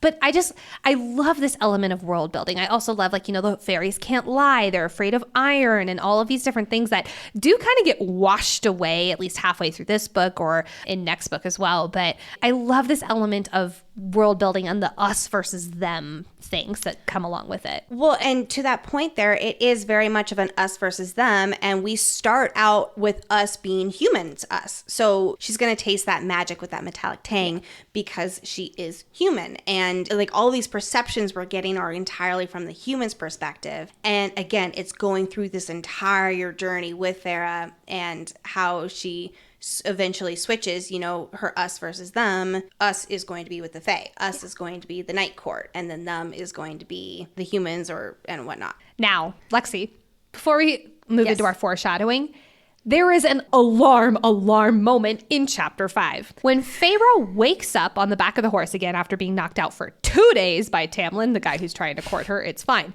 It's the next day, her knife is gone, and she realizes that Tamlin knocked her out with magic, which is rough, and she realizes that she has magical bonds keeping her restrained. And I quote, "I recognize the power deep in my bones from some collective mortal memory." What does this mean? Is that foreshadowing for when she becomes almighty and super powerful? But why would she recognize it when she hasn't tapped into the power of the 7 High Lords yet? I read that more with the emphasis from the collective mortal memory, with it being, again, that human and Fae dynamic here, where they have centuries of really deep set issues. And this is kind of like bringing that to the surface there. That was how I interpreted that. For me, it's supporting evidence that she does indeed descend from this high Fae super powerful line. And she's like, oh, I can see that. Yeah. I could definitely see it being like a nod to that. But that gave me the chills. It gave me the chills. While we already highlighted some key foreshadowing moments, let's turn our full focus onto foreshadowing to the rest of this book and important moments throughout the whole series. Buckle up, friends, because there's a lot of foreshadowing to pull out. So in the opening chapter, we learned that the hunters have mentioned to Feyre that, quote, giant wolves were on the prowl and in numbers, basically meaning there's been this influx of giant wolves out in the forest. Yes, indeed, because Tamlin has been sending them out again in a last-ditch effort to break the curse and bring a lovely lady home. Most of the ashwood trees, which are supposed to be the only thing fatal to fairies, are mostly, quote, small and sickly and hidden by the nobility within high-walled groves. This is a nice little nod to Elaine's future fiance with the fairy hunting father. Feyre thinks that if the wolf is indeed a fairy, then she should kill him now to save her village from being slaughtered by him. Why, yes, fair darling. Killing this fairy does indeed save your village, as well as the mortal realm, and all of Prythian, and pretty much the world as a whole, eventually. Just several months later. Right, it really isn't that many. Not at all later. Feyre's already painting on the cottage surfaces and dreaming of the day she has the time and money to paint, including on the walls. See, our girl already loves painting the inside of her cottage. It's something she likes to do, and she will indeed paint a lot more in a certain cabin later on, which, actually, to my surprise, has a fandom quite divided, and I just can't wait to get to that part. I think you and I are on the same side of that coin for that division. Feyre explains that she was too young to learn more than the basics of manners and reading and writing when they fell into poverty, and Nesta would never let her forget it. Feyre's illiteracy is going to be a problem, very big problem in this book, and one for her to later overcome. But we learn in ACOTAR that Nesta didn't mean to rub her literacy in her face. She didn't know that Feyre couldn't read or write, and just assumed that she could, like Nesta and Elaine. Speaking of Nesta, Nesta is telling her sister about the woodcutter's son, Thomas Mandray, and how he's planning on asking for her hand in marriage. We learn, unfortunately and so sadly, that in a court of silver flames, Nesta went to deny him after Feyre was taken, and he tried to assault her. In the same conversation, though, we also get our first Claire Better mention. Poor Claire Better. You will not last long in this book series. Oh, that poor girl. Poor girl. Nesta spits at Farah that someday she'll have no one left to remember her or care that she even existed. This exact realization is going to send Farah spiraling in this book multiple times, both at the Spring Court and later under the mountain. As the Archeron sisters head into the market, Farah notes so many things that they can't possibly afford, like spices, salt, and sugar, just to name a few. The monetary value of objects and foods will keep popping up in this book and really beyond as Farah starts being surrounded by wealth and becomes wealthy herself, which is quite the mindset shift from financial scarcity to abundance. And we see where it all begins here. Her poverty-stricken reality is that they can't afford anything, not even necessities, and especially not any luxuries like tea or spices or sugar. In Frost and Starlight, she and Elaine have a really touching conversation about this when Farah is having a lot of problems buying gifts for other people. In the village, someone spits at the children of the blessed, fairy-loving whore, and Feyre says, I couldn't disagree. Well, Feyre, you will become a fairy-loving human. I will say human. You're not. I will not call you a whore because that's a very mean, derogatory term. But you will turn very fairy-loving. In fact, you will fall in love with two fairies. The children of the Blessed also mention that one of their own went into Prythian and is now a High Lord's wife. So much foreshadowing for Feyre's almost fate with Tamlin, and then, of course, her eventual High Lady status with Rhysand. While talking to the mercenary, we get an alarm moment. Feyre is reflecting on the nightmare tales that they received about the High Fae, and quote, one of the High Fae could turn your bones to dust from 100 yards away. We will learn in A Court of Mist and Fury that Rhysand is the High Fae who can do just that, and it's called misting, which he will demonstrate at the House of Wind by misting a lemon, thus turning it into a Bath and Body Works product. And then he really goes to town with this kill skill on the battlefield and in the summer court. He at least let them draw their weapons before he just poof misted them. Oh, I don't know why we're laughing so much at all these things that are not funny. They're terrible. These opening chapters tease Amarantha's reign and the dangerous creatures slipping through the walls. Accounts of border town attacks used to be considered hearsay because they were so rare, but now they're common whispers on market day. We even get a date of when these monsters started becoming more active over the past 49 years. Wow, exactly how long Amarantha has been in power. Huh, go figure. Then we have the imperfect painting of the foxglove on the table. This is where Tamlin's claws dig into their cottage's table and takes out a chunk. Nesta later holds onto this piece of painted wood, clinging to it because it's the only thing that reminds her what happened was real when her father and Elaine are glamored. When Tamlin, Kool-Aid man, bear, pig bursts into the cottage, Feyre thinks, quote, better to die with my chin held high than groveling like a cowering worm. Love this mention of worm because we do indeed get a worm, but it's not so cowering later on in this book. When Feyre walks through her evil plan of slitting Tamlin's throat while he isn't looking on their way to the Spring Court, she mentions, quote, even if it makes me a cursed oathbreaker. Well, omit that middle word, Feyre, because curse breaker you will become and you will be famous for. As Feyre is traveling with Tamlin to Prythian, she thinks, quote, live, not die. Though I suppose I could also live in a dungeon. He would likely lock me up and forget that I was there. Wow, there's a lot here. Foreshadowing not only under the mountain, living in a dungeon, but boy, oh boy, that lock me up is doing some heavy lifting of foreshadowing there as well. She also thinks, quote, Nesta wouldn't mind my father's death. Oh, contraire, she will, and she will actually have an entire book's worth of a redemption arc because of it. Feyre again reflects about how she could live out the rest of her mortal life on his, Tamlin's, lands. Besides a few weeks with her family, this is essentially what happens. Feyre lives out the rest of her mortal life on his lands. But when she's High Fae, she does not fit in at the Spring Court anymore. That girl died under the mountain. Don't sound so excited, Nicole. I mean, yes, it sets up like the most amazing book ever, but my goodness. I mean, butterfly effect, right?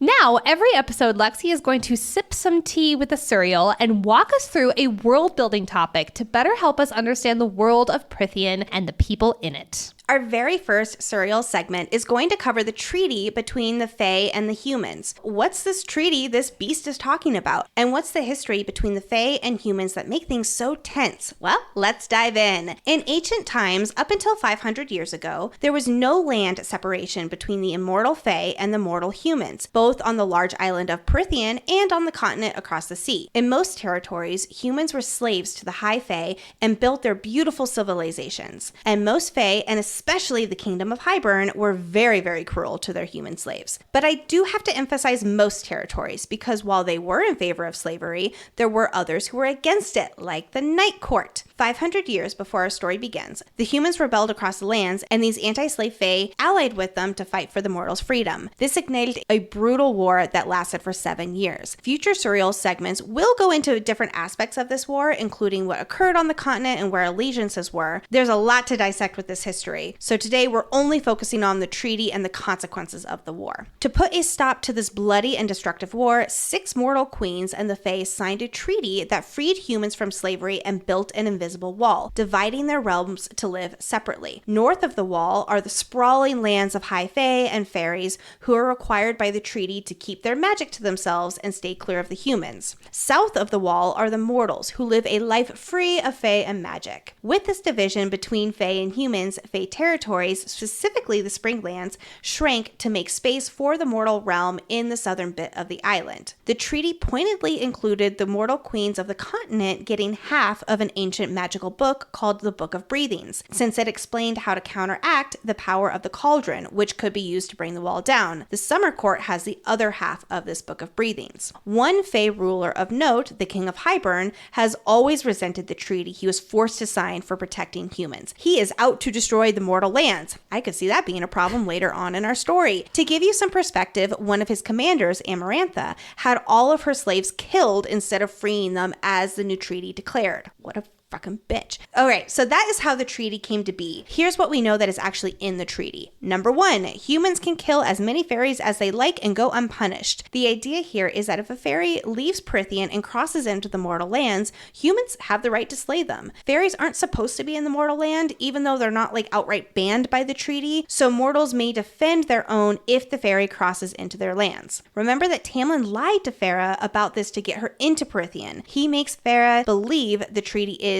a life for life, and she was not supposed to kill the fairy. She is not actually bound by the treaty, as the Spring Court makes her believe. Number 2, fairies may not take humans as slaves. That is a very, very big thing there in the treaty. Number 3, fairies may not attack and kill humans. Yes, there is a double standard there, because fairies are way more powerful than humans. And lastly, as part of the treaty agreement, like I mentioned earlier, the Book of Breathings was split between the fairies and mortals. The mortal queen's half of the book cannot be stolen with magic. It has to be given of the mortal queen's free will. If it is stolen, the other half of the book, which is securely with the High Fae, would automatically be destroyed. We will have so much more on the Book of Breathings, the Cauldron, and the mortal queens in much later episodes. Remember, this is episode 1 of lots and lots and lots. I counted we'll probably have at least 40 episodes total of our ACOTAR. Don't say that. Oh, God.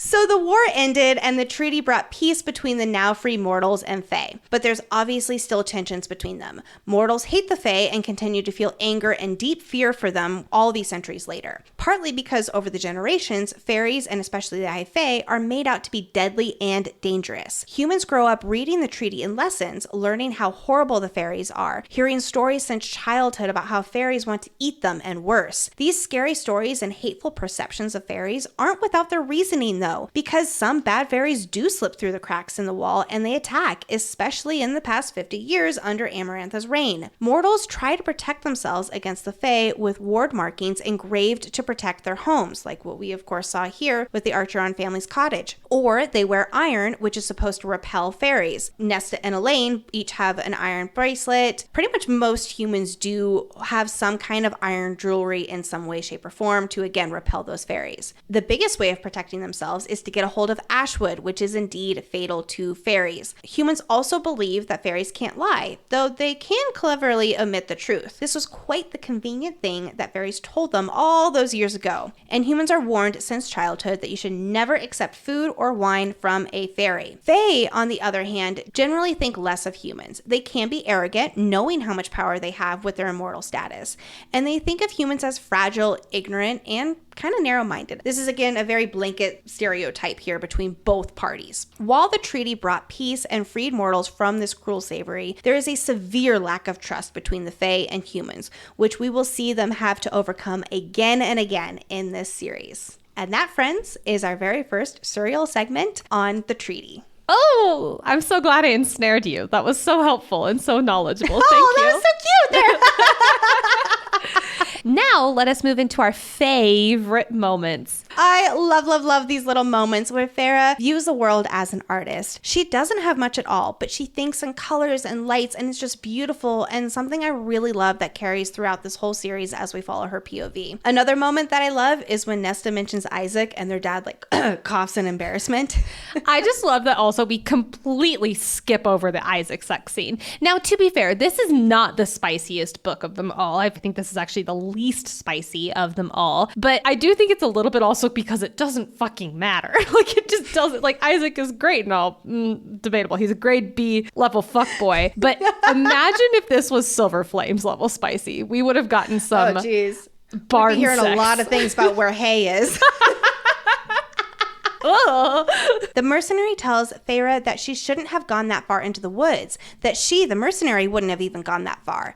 This reflects how much of a badass and how desperate Feyre really is during these times. Even when Feyre thinks that this beast is about to slaughter her whole family and he's bellowing about who killed his friend, she can't help but notice that his eyes are green and flecked with amber. This is obviously our very first hint to something more, because his not animal eyes are not, I know that she's a very observant person, but that is not something that you would notice in this scary moment where it's oh, look at those non-animal eyes. They're so green. Look at this man bear pig. Look at his color of his eyes. I need you to see that episode. There's 2 episodes about that on South Park. There's 2. I do need to watch it. I do. In chapter 5, when they're walking to the wall, we get, quote, high lords being of such unyielding power that legend claimed they could level buildings, break apart armies, and butcher you before you could blink. While not a high lord, we do know that Cassian leveled some buildings in the summer court and got banned. So I love this little nod to our sweet little Hufflepuff Cassian. Can we agree on that? You think Cassian's a Hufflepuff? Oh my god. Oh man, we have some serious debates ahead of us here, Nicole, but not for today. All right, friends, we are about to begin our Maas versus Madness section. If you have only read the ACOTAR series, before you leave, next episode we will be covering chapters 6 through 12. Quick reminder to sign up for our newsletter, join the Patreon party at the link in our show notes, and be sure to follow us on Instagram and TikTok at Fantasy Fangirls Pod. Our ACOTAR meme game is about to be sky high. Get ready for Man Bear Pig. We have been waiting. Also, please do not forget to rate and review this podcast. It takes 2 seconds and it is one of the most helpful things you can do for the show. Also, if you are watching us on YouTube, first of all, hello. Secondly, you can also like and subscribe to the Fantasy Fangirls YouTube channel. We greatly appreciate it. Last but not least, do not forget to share with your fellow ACOTAR friends. We're finally here in ACOTAR land. I'm so happy. And if you have some friends who are like, oh my God, I love ACOTAR series. I was completely destroyed by it. I need someone to help cure my hangover. Send them this episode because we are here to help you. We are now going to enter our Maas vs. Madness segment of the episode, where we call out series crossover references or discuss theories. It's a short one for today, starting first with spoilers through Heir of Fire in the Throne of Glass series and ending with a nod to something from Crescent City's House of Flame and Shadow. If you don't want spoilers for these books, we are lovingly saying goodbye, and we will see you again soon. Let's start with the Throne of Glass through Heir of Fire reference first. Word markings. So on the cottage for Feyre's family, we get, quote, faded ward markings etched around the threshold. Well, it doesn't really do anything for Timmy Tam. It does not do anything to help keep him out. But many people believe that this is a nod to word marks or even actual word marks from the Throne of Glass series. And this is not the last word marks nod we will get in the ACOTAR world. We also get a mention of iron. And something I find really interesting is the difference of iron in the ACOTAR world versus the Throne of Glass world. In ACOTAR, iron doesn't do diddly squat against these fairies, but it's a big rumor among humans that iron will defend against them. Like Lexi said, both Elaine and Nesta have iron on their person when they go into town. Isaac has an iron cuff. Elaine will eventually have an iron engagement ring. Yikes. But we later learn from Tamlin and Lucian that iron doesn't do anything against fairies, which is odd because in Throne of Glass, we learned that iron diminishes the fairy magic. But we know from Crescent City that the Tog Fae and the ACOTAR Fae are two different types of Fae. So perhaps the iron only works for that one type, but then it brings into the conversation, do we believe that someone from the Throne of Glass world is a world walker and brought the rumor about iron working against fairies into the ACOTAR human lands, thinking that it was the same type of fairy? We don't know, but that's my guess. Now, big spoiler warning for House of Flame and Shadow. If you have not finished that book, because I will be referencing something towards the end of it, I think it's chapter 100 or 101. Now is your chance. Please part ways with us right now.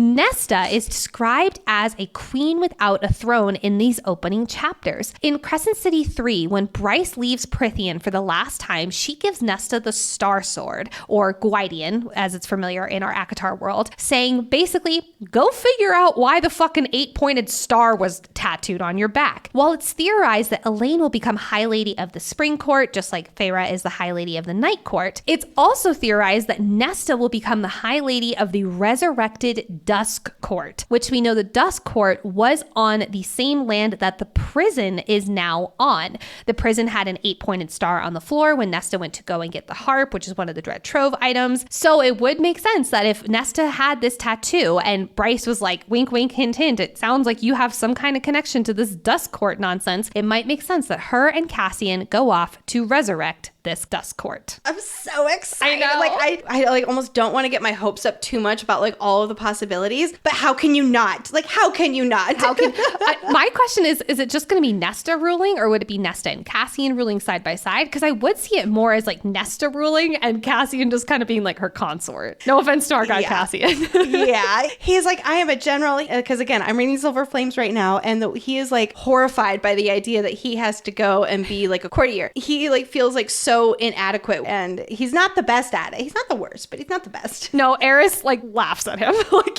he's like, oh, you're so cute, little Cassian. Friends, that is it for episode 1. We did it. We are so happy that we are on this journey. I know we've said it a million times, but we cannot stop saying it because we really do feel it in our hearts, and we are so excited about your excitement. This little corner of our internet, it's so warm and fuzzy and wonderful, and we're all just so excited, and I love it. One more quick reminder before we all close out this episode. Next episode, we will be covering chapters 6 through 12 of A Court of Thorns and Roses. Thank you, as always, to our executive producer, Hayden, aka our sanity manager. We love ya. Also, be sure to sign up for our newsletter. We send it out once a month, just towards the end of the month, and it includes our monthly calendar. It includes recommended fantasy books. It includes a small business shout out, and so much more. And if you're not following us on Instagram and TikTok, what are you doing? Give us a follow at Fantasy Fangirls Pod. Like we said a few minutes earlier, we are going to have so much fun with the ACOTAR memes. We also post a lot of announcements and lots of other Fantasy Fangirls content. Do not forget to also rate and review the show. I know I mentioned how important it is earlier, and I'm going to mention it again because it is so important for helping to get the word out there, especially as we pivot to a new book series. And it takes like 2 seconds, and you're giving us a big hug, so it's very kind. If you're watching on YouTube, do not forget to like and subscribe to the YouTube channel so you never miss an episode. And last but not least, friends, share this episode with your fellow ACOTAR buddies. If you have a friend who you read this book on the first round and you're like, oh my God, Tamlin's amazing, and now you reread it and you're like, oh my God, what was I thinking? We are here with you, but you get to send this episode to your other friend and have them also rethinking their romantic choices. Bye everyone. We will see you next Monday. Bye. Oh my God. The nearby. Bleh. Oh, and bleh. Let me spits back. No. horned, horsed, wow. Why did I write that? Farah.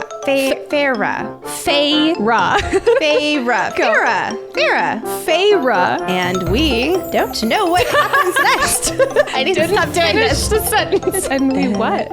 We don't. I don't know. I'm sorry. There is a plane that I'm pretty sure is landing on my porch outside right now. You done? You done? Shake it off. Shake it off. Words are hard. Words are really hard. Nicole, be redundant. Why don't you? Jesus Christ. That makes Feyre. You're doing it. You're doing so good. Off to the races. I can't do this, Nicole. We gotta do Throne of Glass instead.